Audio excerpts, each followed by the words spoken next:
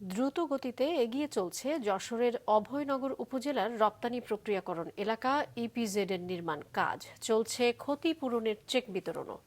নির্ধারিত সময়ে প্রকল্প বাস্তবায়নের প্রত্যাশা সংশ্লিষ্টদের। যশোর জেলা রিপোর্টার রাহুল রায়ের তথ্য ছবিতে ডেস্ক রিপোর্ট। 2019 সালের নভেম্বরে যশোরের অভয়নগরে 205.90 একর জমিতে ইপিজেড প্রকল্প অনুমোদন পায়। জমি অধিগ্রহণের 4 বছর পর বরাদ্দ হয় ক্ষতিপূরণের 266.45 লাখ টাকা। কিন্তু দীর্ঘদিন চেক পাওয়া নিয়ে ভোগান্তিতে ছিলেন জমির মালিকরা। জমি নিয়ে একাধিক আবেদনের নিষ্পত্তি শেষে সম্প্রতি ক্ষতিপূরণের চেক বিতরণের কাজে অনেকটা গতি বেড়েছে। এতে স্বস্তি ফিরেছে ক্ষতিগ্রস্ত ভূমি মালিকদের মাঝেও।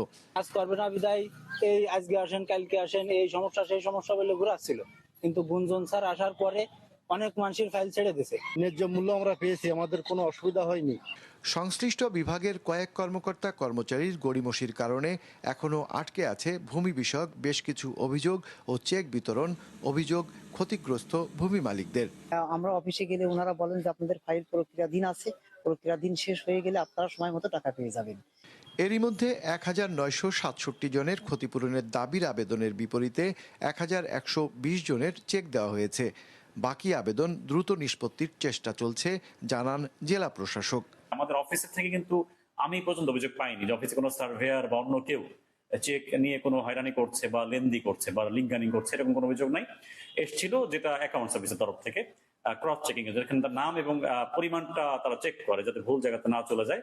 1678 কোটি টাকা ব্যয়ের এই প্রকল্প এবছরের 31 ডিসেম্বর শেষ হওয়ার কথা রয়েছে। ভূমি অধিগ্রহণের ক্ষতিপূরণ হিসেবে দেওয়া অর্থের চেক প্রকল্পের সময়ের মধ্যেই পরিশোধের দাবি ক্ষতিগ্রস্ত ভূমি মালিকদের। মাছরাঙা নিউজ ডেস্ক।